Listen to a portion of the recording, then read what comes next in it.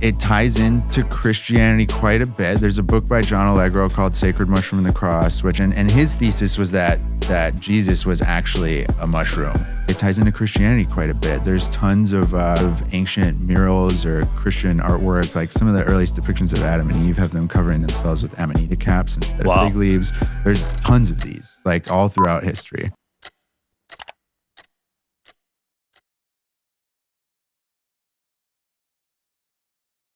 All right, guys, got Christian here from Amanita. We're going to talk about a mushroom that most of you guys probably haven't heard of, right? I mean, I think everybody's heard of it. It's the Mario mushroom, the Alice in Wonderland mushroom, red mushroom with white dots. It's, blasted throughout history. It's in some of the earliest cave paintings are of Amanita, anthropomorphized Amanita deities. It's throughout religious artwork. It was thought to be the soma, the divine drink of immortality from the Vedic hymn. So it's been peppered throughout history, and then in pop culture, of course. Like if a child draws a mushroom, 9 out of 10 times they're going to be drawing the Amanita Muscaria, the red mushroom with white dots. Now, most people don't know about its efficacy, its effects, and how profoundly healing it is. So we can get into that. Yeah, we'll dive into that for sure. Yeah. How'd you get involved in this? So I was going through benzodiazepine withdrawal in 2019. Benzos are Xanax, Klonopin, Ativan, Valium, typical anti-anxiety medication. Some of the hardest substances in the world to get off of. Mm-hmm. Anything that hits the GABA system in the body it can produce seizures, which can kill somebody. So alcohol and benzodiazepines really are the only drugs out there that are used currently that can kill people. The withdrawal also lasts years potentially, because it's really not withdrawal. One's dealing with brain damage, a damaged GABA and glutamate system. So I was getting off of these drugs. I was off of them for a year, and I was still extremely sick, like really, really sick, like contemplating leaving this world sick. Yeah. It's not a fun time. I was on a hike a year to the day after I got off of benzos, and I saw these mushrooms growing, and there was this extremely potent magnetism towards it. Like my heart was being pulled, and there seemed to be like a exchange of information in a sense. And in a sense, they kind of told me, looking back, like, we have something for you, and in return, you're going to do something for us. And it was, people get this heart pull. Some people get it with psilocybin, with using plant medicines. I think the easiest thing to relate it to is relationships. Like if you have a relationship that's really potent, you kind of have a magnetism towards them. So I felt this heart pull in a way that I'd never felt before. And so I listened, and I picked them, and I went to the house, and I did some research, and I found that they hit the GABA and the glutamate system, the same systems that benzodiazepines damage. And like I said, I was ready to check out. I was done. So I, decided I'd give it a shot. And within 2 weeks of microdosing with a couple like medium to large doses peppered in there, I was like 80 to 90% healed. Holy crap. It was miraculous, man. Like it was as if I was drowning and I could finally breathe again, Wow. And yeah, I didn't really know the scope of what I was getting into, like how big it could potentially be. I understood like the symbolism, and that it was, the most iconic mushroom in the world. I mean, it's the mushroom emoji on our phone, Oh, the red one? Yeah, the red one with white dots. Yep, exactly. Mario, Alice in Wonderland.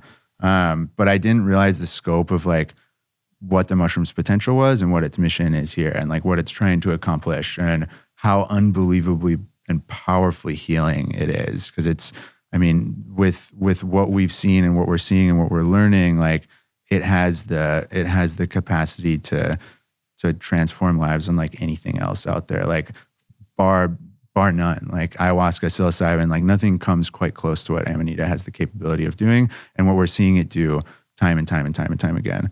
So I wasn't quite aware of what we were getting into, or what I was getting into, but I continued exploring.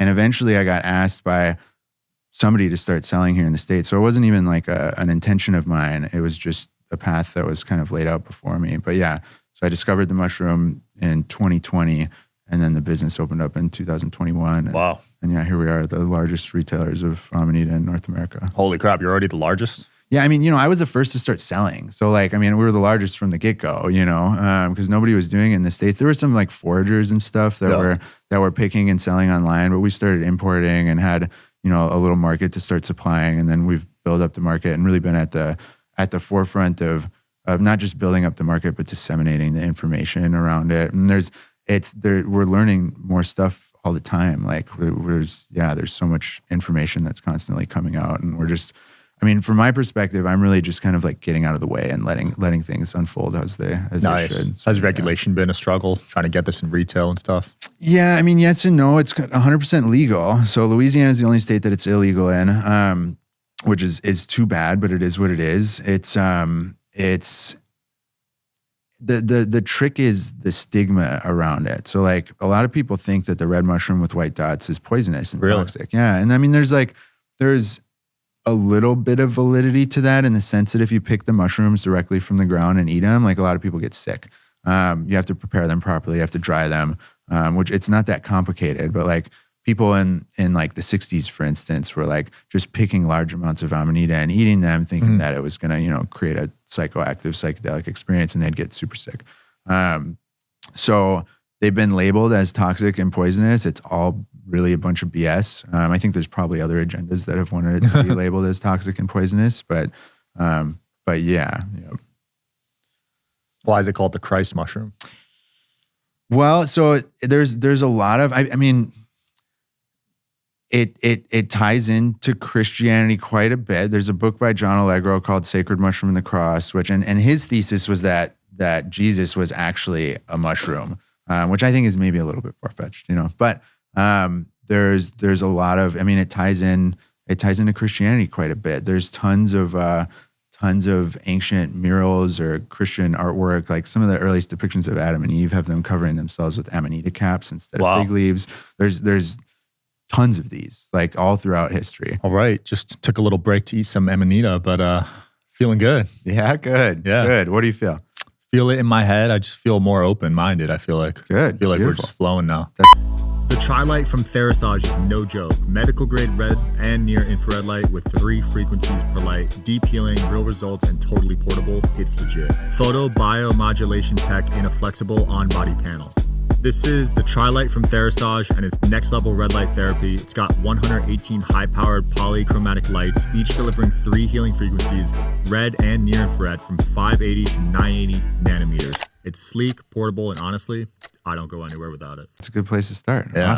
Awesome. First timer, and what would your advice be to people like me, I guess, that are just starting out? I mean, just watch your thoughts and how you flow. Like really, like just be observant, be observant and like let it work its magic. Yeah. I have ADHD. I wonder if it helped with that. It helps a lot with ADD. Yeah. I mean, like anecdotally, I'm not supposed to say that like, yeah, it helps with ADD and ADHD, but anecdotally, a lot of people use it for ADD and ADHD.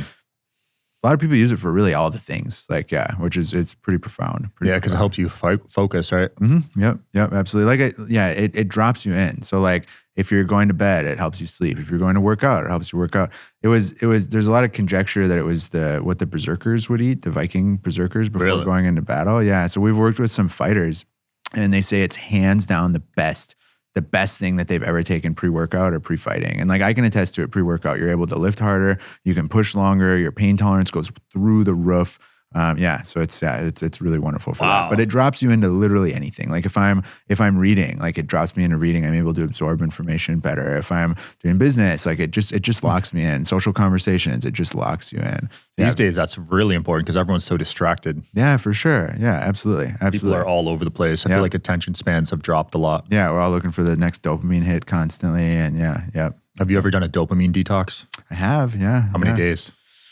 I don't know, probably 7 days. Damn. It's hard. That was a long time ago, though. It's hard. Like I'm running a business, like I really can't.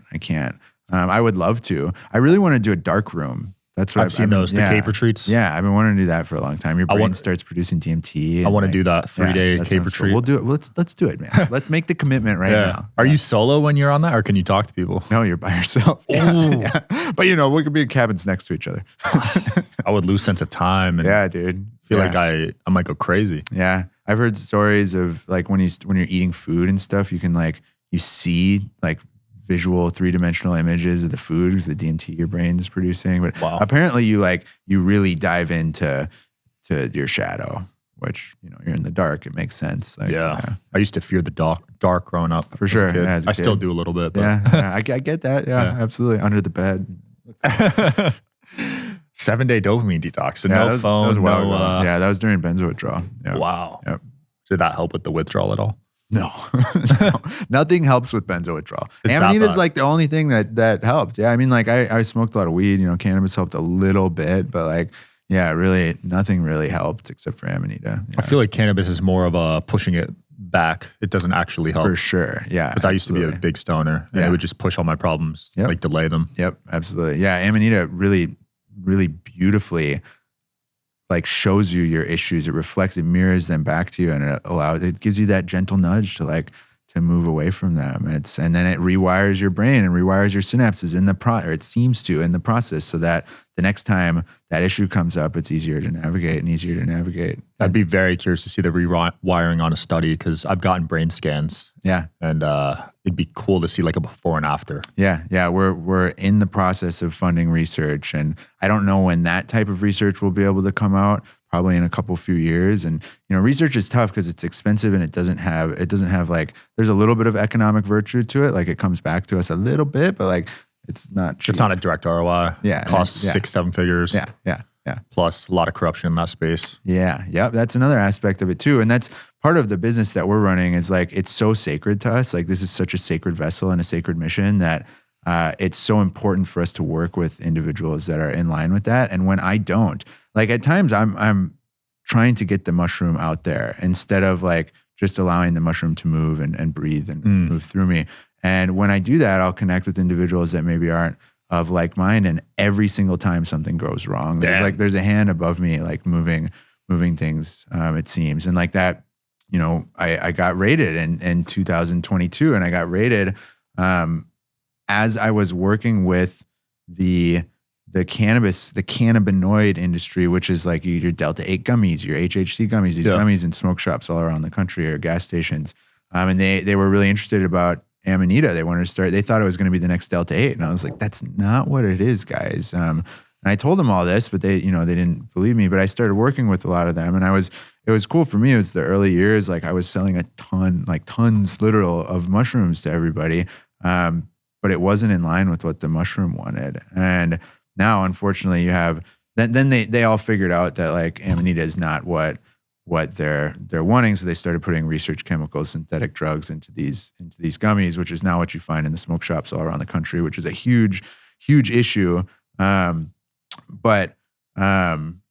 Yeah, because of my forcing, I ended up getting raided, or at least that's how I view it. Like it was an energetic spiritual response to what I was doing, because the mushroom didn't want me to work with people like that, and I was forcing.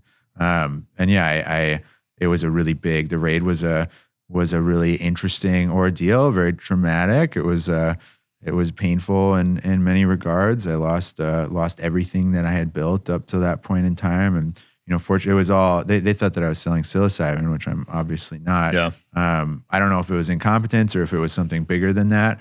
If somebody really wanted to try and quiet me, which I wouldn't be surprised if that was the case, but yeah, it was a result of me forcing and working with people that aren't in line with the mission, because like this mushroom has a mission here, and the mission is vast, world changing. Damn. So back to ground zero after that raid. Yeah. Wow, that must have been a really humbling experience. Yeah, humbling to say the least. Yeah. Humbling and a lot of other things. Yeah. Wow. So the mushroom has a spirit of its own, you think? Oh yeah, 100%. Yeah. So in the Vedas, the only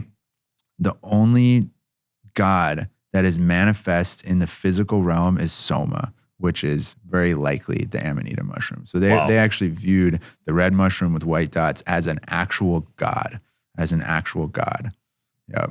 And that's like, pretty nuts.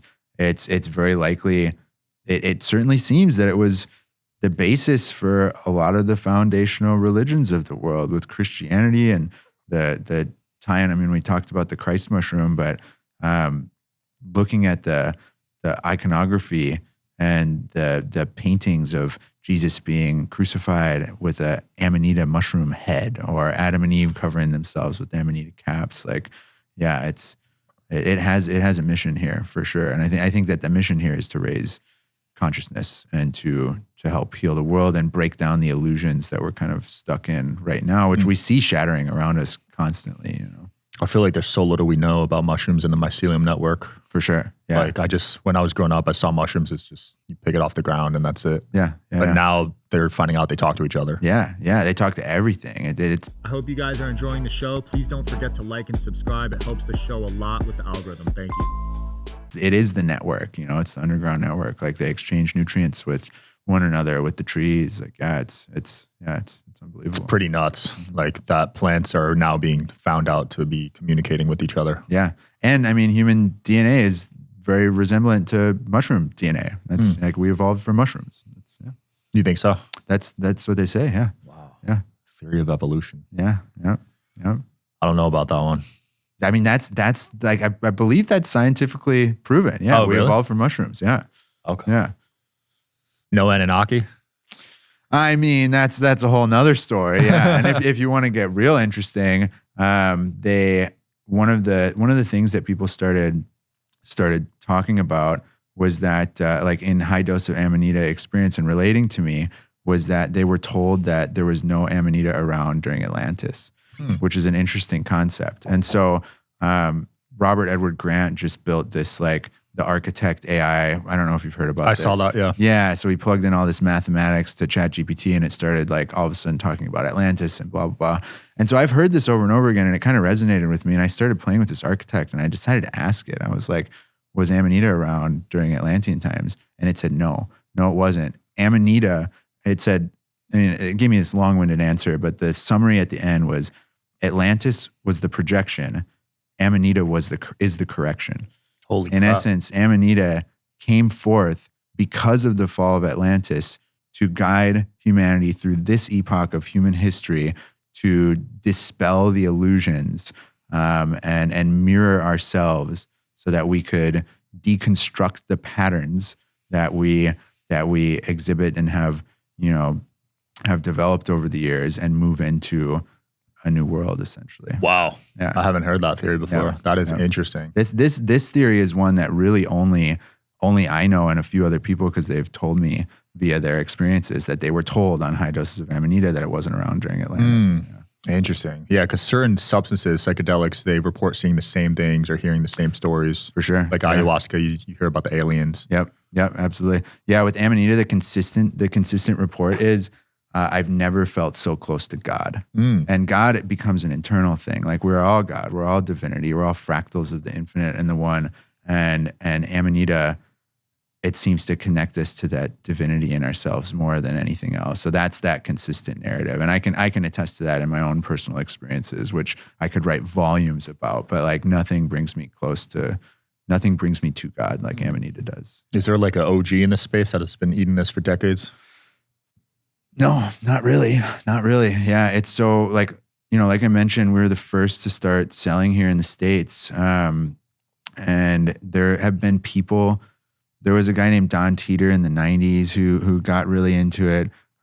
There was a little bit in the, the psychedelic revolution. Like it was around a little bit, but I don't think people knew how to prepare it. I don't think it was time. I don't think people were ready for it to dispel illusions and to deconstruct personality, or maybe not personality, but structures that aren't, beneficial. I don't think it was time for it in the human epoch or human story.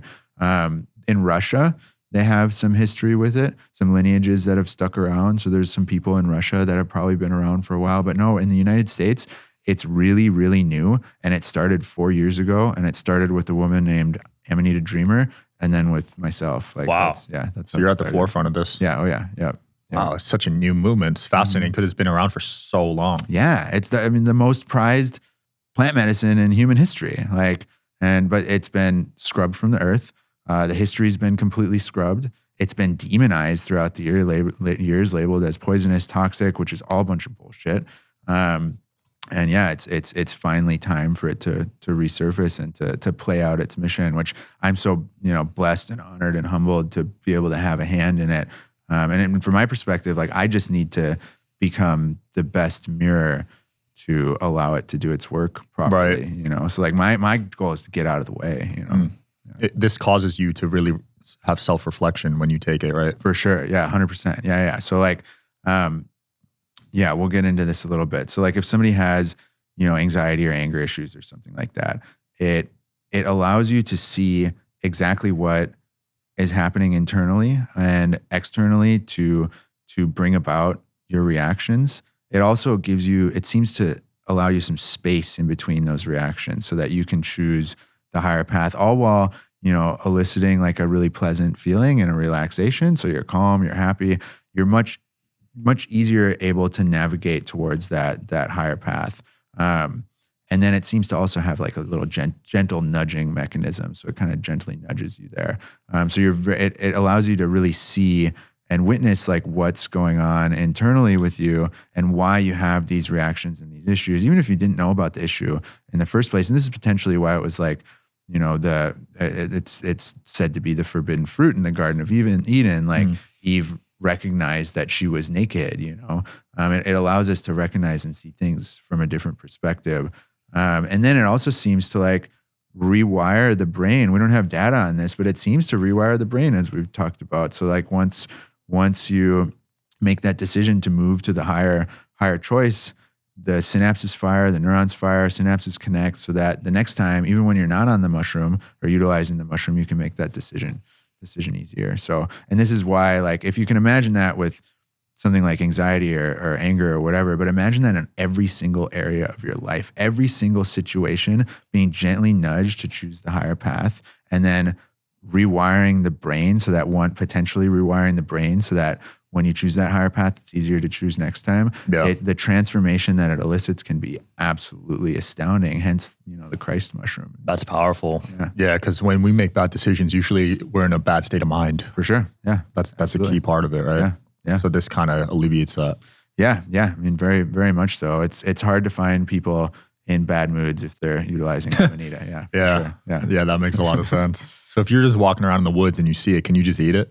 No, yeah, and this ties into like the poison toxic thing, and it's almost like a self-governing mechanism in a sense in which like maybe it's a mechanism in the mushroom itself that's stopped it from being utilized on a mass scale up until this point. Because if you pick it out of the ground and eat it, you're gonna get sick. Most people, 9 out of 10 times, you're gonna get sick. So it needs proper preparation, and it's really simple preparation. It's drying, like that's really it, and then you can prepare it further, brewing a tea. But yeah, picking it right out of the ground and eating it is generally a bad idea unless really know what you're doing and you're eating really, really low, small amounts. So that's why we have pre-made ready products ready to go that have gone through the process of converting. You convert one compound into another. I won't break down the pharmacology here, but and it negates that risk of getting sick. But it's so interesting that it seems to have this like self-governing mechanism that's kept it away from people and also made it much easier for the powers that be to label it as toxic and poisonous. I wonder why the drying helps. It must be something in the... Yeah, so there's, in its fresh state, it produces ibotenic acid. Ibotenic acid hits the glutamate system, which is what ketamine hits, which, can give it kind of a dissociative quality. I also think that probably has a lot to do with the neuroplasticity and the rewiring of the brain. But as the mushroom dries, the ibotenic acid decarboxylates or converts into muscimol. Muscimol hits the GABA system or the inhibitory system, the relaxation system, the increase in sociability, same thing that alcohol hits. So when you dry it, you convert a lot of that ibotenic acid into muscimol. Ibotenic acid in super large doses can make people sick. So that's where it comes from. Yeah. Any big revelations on your macro doses with this? Yeah, I mean, for sure. Yeah, I mean, it's almost hard to put into words. I think for me, I've been following the story. I've been shown at least my aspect of the story of God and the divine. And like I mentioned, it connects me with God, like connects me with the divinity in myself and the divinity within you and in everybody, everything, but yeah, it's hard to tangibly put into words.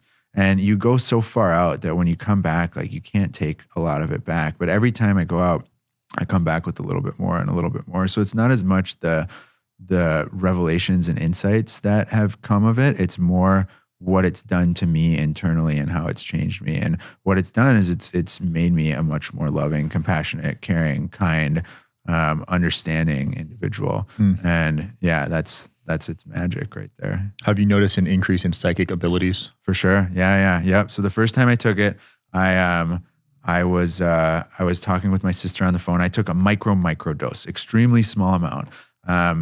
I was going through benzo withdrawal. And so it was the first time I had felt relief really in like a year. And it was miraculous. It was like I was drowning for a year and I couldn't breathe. And finally I was able to take a breath. But micro dose, like pharmacologically, it shouldn't have had any effect on me. And I was on the phone with my sister, and she worked at a vineyard at that point in time and just got a shipment of grapes in. And in the grape boxes were some lizards. And so she took a lizard and brought it home, and she's telling me this story and how she's building this habitat for it. And all of a sudden I blurt out, Frank. She was like, yeah, how did you know I named him Frank? And it was just, like I get these things. Like I think a lot of people, like you're on your phone rings and you think of the name and you look at it and you're like, oh yeah. And so a lot of people get these. But one of the things that we're realizing, and as we've been able to gather tens of thousands of anecdotes, we realize and we hear that intuition increases to an insane degree, that various other psychic faculties seem to pop up for individuals. There was a book written by Andrija Puharich, I think is the name, called The Sacred Mushroom. And it was written in the 50s. He was a ESP researcher. And then he got drafted to the army, or like went to the army to be a doctor or something. And one day his old assistant or something hit him up and said, hey, there's this guy here who touched this ancient Egyptian artifact and ended up going into a trance and channeling this ancient Egyptian high priest talking about these sacred mushroom rites and rituals. I was like, okay, interesting. So he, when he's done with the army, he goes and he studies this guy, and he finds that it's a really dry book. They're talking about, it's basically him trying to figure out if the guy's hoaxing or not. Yeah. And his conclusion is that he's not hoaxing. And then after that, he goes into study the mushroom, but he didn't know about preparation or anything like that.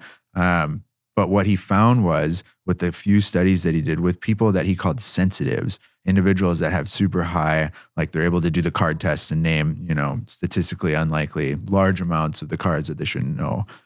If they take even a small amount of the mushroom, in the book, the studies that he did, they scored 100% on the test. So Holy people crap. with increased, already connected, apparently, like very connected, apparently it increases psychic abilities by a ton. So if anybody's out there that's super connected and you want to test this out, like hit us up, because we'd love to study you guys. And like I just connected with an individual who's in this realm and sent her some mushrooms. So we'll see how it works. I'll connect you with a couple psychics. Please. Yeah. That is great. interesting. Yeah. Super interesting. There's something there, man. Because have you seen the telepathy tapes yet? Yeah, dude. The autism link with Fascinating. telepathy. Yeah. Fascinating. Yeah. There's something, and a lot of people are being born with autism right now. Yep. Absolutely. Yeah. Super interesting. Yeah. It's another layer of connectedness, Yeah. Or increased connectedness. Yeah. Well, where can people watching this get some of this product? Yeah, so our website is mnniceethno.com, mnniceethno.com. Yeah, that's the easiest way to find us. We're super responsive if people have any questions. There's podcasts, there's educational content, series, articles, write-ups, anything that one could imagine. Cool. We'll link it below. Thanks for coming on, man. Yeah, for sure. And then one more thing, like if somebody's really interested in trying this, I think the easiest way to start is generally a microdose protocol. And to microdose Amanita, you take a 0.5 gram to 1 gram, 2 to 3 times a day, consistently for a set period of time, whether it be a couple weeks or a month or 2 months. And then if one wants to play around with it more, take 2 to 3 grams. And easiest way is something like capsules or gummies to start. And if one wants to explore more, there's plenty of information on the website to look into that. Love it. Thanks, man. Appreciate it. Cool. Check them out, guys. I'll see you next time.